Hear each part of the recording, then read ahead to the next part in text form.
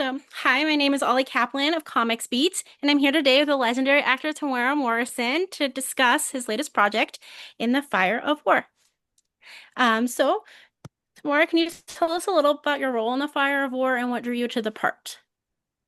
Ollie, is that you, Ollie? Yeah. Ollie, right? Ollie. Um, well, I play one of the main chief of this film, and his name was Rewi Maniopoto. The film was set in the period in 1864, and it was actually a actual event that happened, one of the last battles that the Maori faced the forces to be back in 1864. So it was one of our last kind of internal battles that we had here in New Zealand. They've created a fictional story that's woven into this battle situation. The Battle of Orako, it was called. They've woven in this fictional story, and a lot of that story is to do with more of the younger generation, the kids and the children, and who give absolutely amazing performances as well too.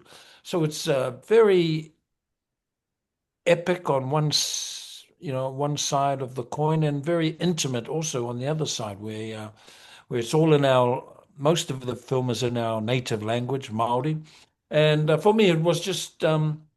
I was very good friends of the director, and What's the name? and his name's Mike Jonathan. Now I'm actually at Mike's house, the director's house, so I thought I'd come and do these Zoom interviews at his house so I could draw on his wisdom too. So if you want to ask him a question as well, he's right here. Come in here, Mike, so Ollie can see you. So he's going to help me with a lot of the interviews too. And Hey, he's the Ollie. director. He's actually just got back from screening the movie in Toronto, in Canada. So he only just hopped off the plane this morning. And I'm not How very did good in these computers, so I had to come around to his place. I said, "Bro, I've got all these interviews, so you might as well come and help me." And how this did is the Ollie. screening go, by the way? Oh, it was great. It was a really good screening in Canada. It was at Imaginative. Imaginative, like, it's one of the biggest Indigenous film festivals in the What do you world. say? Imagine Imaginative, native. Oh, yeah, okay. Toronto. And no, it was really good. It was really cool.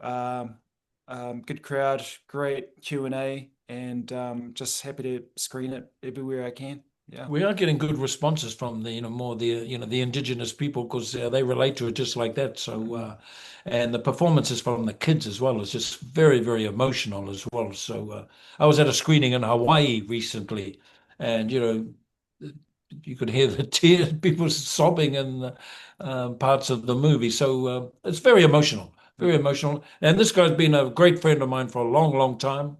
He's helped me in the past with my Hollywood career auditioning for parts up there, which I've been, I've made a move up there as well too. But without this guy here helping me auditioning for those roles and sending the audition tapes off.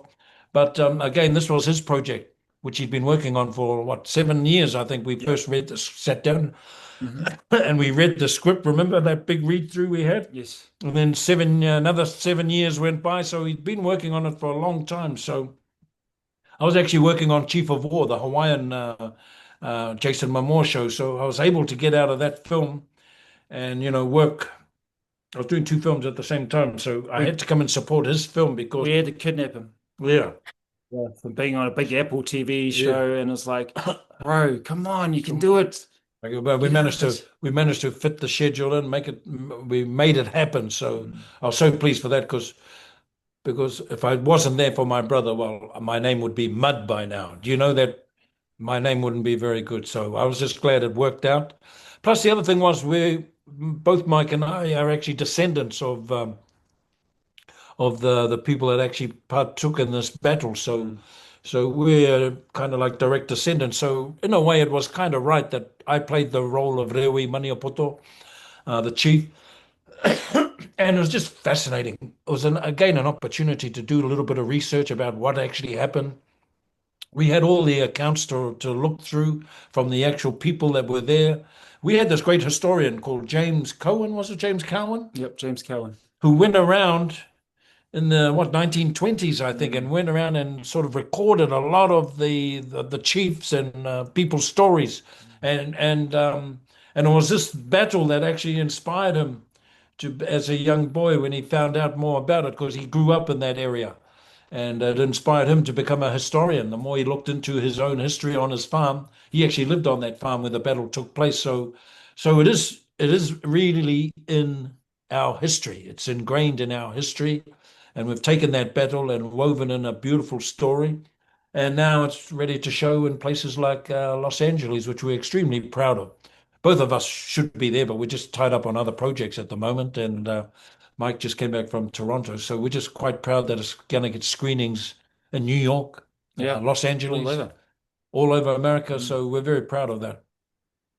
As a New Zealand film, is that more challenging? Like, what's that process like of getting the screenings in the States and stuff? Yeah, it's always up to your distributor and the partnerships that you make. And so, I give it up to Indican for taking on Kawhawhai Tonu or In the Fire of War, to bring it into the US. And I know that our sales agent, Locomotive, is as well. They're trying to get into more territories. So, it's like any film, but I suppose our one's a bit special because it's our narrative from our ancestors, and it's honoring our ancestors to see such a film go around the world. It's amazing. I'd be curious from both of you how the fact that it does honor your ancestors kind of impacts you like emotionally for this like project, like coming into the world and Yeah. like what that means to you. And also I guess what other people can take from that story that's so personal.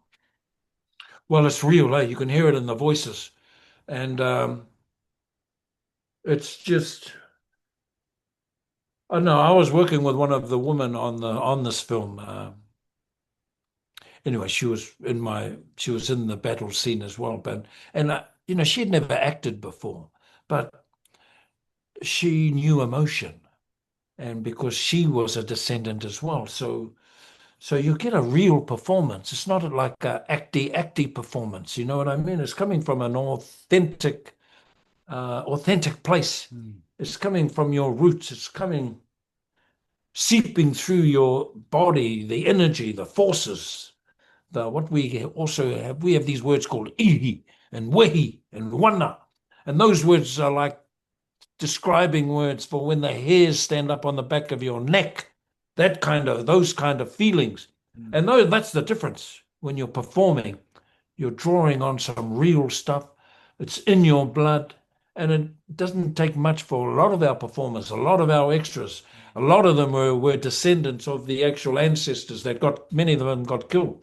We only had 300, and within that 300, there were women, children, and very young warriors too. Some of them aged 12, 13, 14 years old, and they were up against it. They were up against it, but and once you put your mind onto those things, it's I know I had a because I was actually I was busy on another film at the time, and I was coming in and out of Mike's film too. So at times I was a bit lost. Sometimes I started talking Hawaiian because I'm in another movie, and this one was Maori. But the difference is you're really working on, it's my mate here who's directing. It's not like some other kind of director telling you how to Maori. be Maori. Mm. You can only sort of do that for yourself, and you get a sense of pride because we're working side by side now. We're Mm. doing it. Actually, we're doing it for our ancestors, really, when you Yeah. come down to it, and the energy and the fact that people pitched in their time and their love, Yeah. and without all the frilly bits. For me, I was going from an Apple shoot, which they had a lot of money for every episode, and we could have made 10 movies for the budget for one of their episodes. But coming back home to our homegrown set, Mm. Grassroots. um, grassroots, Mm.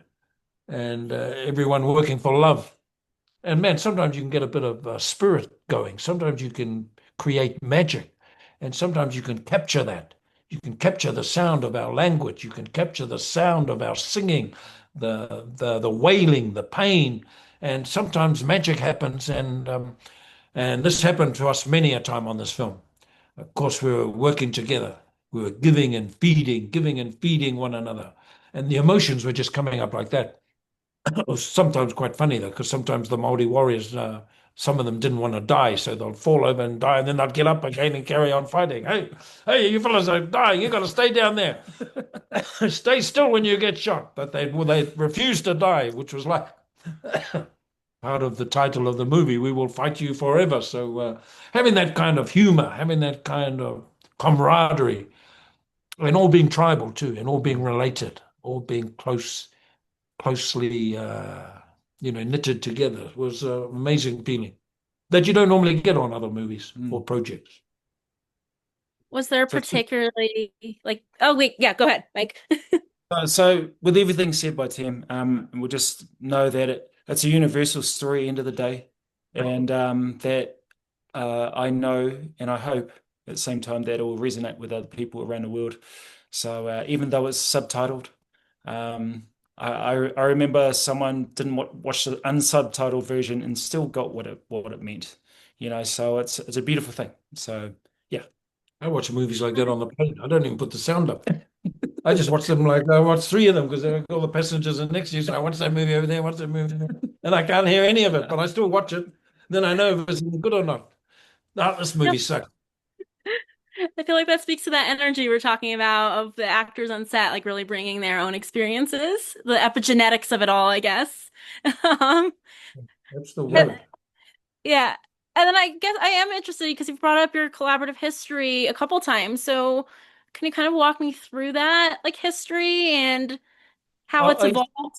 I used to watch this guy in the 80s, and he was in a movie called Never Say Die or something like that. Was it Yep, Never that's Say Die? my first movie. And I remember seeing this Maori guy go, and I was a kid, like going, man, I want to be like that guy. So he was pretty cool. He had the big hair, Yeah, I was a journalist. Yeah, that's it. journalist, had the big hair and stuff, and then American American Girlfriend. Yeah, girlfriend and stuff. Lisa Albaker. That's it. Yeah, That was just my first like, movie. I was like, man, I want to meet that guy one day. And then, I moved to Rotorua, same place where Tem is, and years later, I end up meeting him, and we're shooting auditions together for his auditions in Hollywood. And so he used to call me, and I'd go, oh, yeah, cool, I'll come over, because I was doing nothing, or I might be in the middle of something, and so I'll just make sure I'm there to record his auditions for Hollywood. And a lot of them were funny. Remember that eunuch you Yeah, played yeah, yeah, in yeah. Marco Polo? Oh my God, some of the auditions I did. Some of them, yeah. One audition was for one of those Neanderthals. Remember that? Yeah, yeah, I remember that one It was a too. Neanderthal I had to play. This was a period piece. They don't get any more period than playing a Neanderthal. We had a lot of fun too. We've made television. We've had a lot of laughs. We've traveled the world together. We're still working together on another TV show at the moment. Mm. We've just come from Hawaii, Santiago, Yeah. Chiloy, Mexico, Mm. Jordan. We've been making Earth, looking at other people's way of cooking in the ground. So we do a lot of things together. But this film is Mike's project, so I really had to work hard at getting out of my Hawaiian commitments so I can come back and help the brother out. But we're just so proud that we're getting screenings out in America. So it's just amazing that our little, you know, it wasn't that long ago. We were all out there in the bush in the rain, waiting for the rain to stop. And they don't make us like the 1864, you know, warriors. They were tougher than those days, really tough. So I think that was the other thing, just to find, it's not like a Lord of the Rings kind of story. It's kind of real and deals with our fighting over the land. Of course, they were just moving and helping themselves to all our land and selling the land off in all those schemes up in England under the Wakefield schemes. And Mm. they forgot to tell us natives that they've sold their land over in England, so you guys got to move off it. So the Maori really put up a fight Mm. back in the 1860s. They really put up a fight. So that's what caused the treaty to be signed at the end of the day, because we weren't going to lie down. That's awesome. So that's my last question. I am curious more about how you balance those like historical moments you were talking about with also the original story line. Yeah, for sure. Well, you spend lots of time with the owners of the narrative, the many tribes. There was multiple tribes that were at Ōrākau at the specific battle, around about 7 or 8 tribes. And so you have to go to them, have cups of tea, sit down. Sometimes you get growled at. They're like, "Who are you to do this and do that and blah blah blah," or some of them would take you in and just want to tell you more. And so you just have to do due diligence and just be there and say we'd like to partner, because usually films are, we're in a game of taking and exploitation, but we wanted to take our families with us on this journey all the way, even to this day. And so that was always my thing, and I think it's the best way forward when we tell like real stories. And of course, we can't tell the real story because there's no budget and no time and actual things. Um, we just work on the essence of the event, and so telling those sorts of things and getting big actors in to play those big roles, like Tim plays the big chief, who makes the decision to fight in the film, and such a poignant moment for that character, and in our timeline as Maori to take on the big war machine of the English. And so a lot of challenges back in those days, but we're still feeling the impact of those battles. Ōrākau was just one battle out of 50 that happened in our New Zealand soil, which a lot of people don't know about. And so hopefully this film gets out to people around the world just to say, hey, we went through the same struggles and we're still going through it. And yeah. Yeah, in this day and age here in New Zealand in society, there's always, if you listen to the talk back, mainly white people talking about us Maori people, and we have these treaty claims now going on or not going on, and some of them got settled with payments, but all those things are happening, but a lot of the majority of the population don't know why these things happened. They actually don't know about these kind of movies that we're making. They don't know why. They just think they all arrived and we all had a picnic together and okay, let's all live together now, happily ever after. But this country was forged in blood. We fought the Maori, our ancestors put up a real battle because they were warriors anyway. Once the musket arrived, that changed the scenario a lot. So even getting muskets for this movie, things like that, the period piece, there are a lot of challenges that way, trying to recreate that time without seeing dairy cows walking in the back of shot or aeroplanes and ships or motorbikes. But they did a great job. We did a great job with the limited resources we had. And a lot of that was love too. A lot of that was Mike's friends all coming in. And we're still in a baby state, our little film industry down here in New Zealand. But I think this film that Mike's directed, it's really elevated our Maori storytelling to a new level. We're making television as well now, so we're trying to raise the bar at the end of the day. And he's used some professional actors. Most of them weren't trained though. A lot of them were just turn up and go for it, and a lot of them just had it in their blood. Of course, they were descendants of the ancestors. So yeah, when they heard the word action, a lot of these people just turned it on. Crying, tears, love, humor. It was just a fantastic, it was a beautiful way to come together, actually. It was just a beautiful way to come together, and even proud when we're all we actually had a premiere here some time ago and seeing everybody again after all the fun we had making it. So we're just very proud that it's going to get screenings now in places like New York, places like LA, and we're very blessed that it's getting there. Finally. Finally, yeah. We should really be there.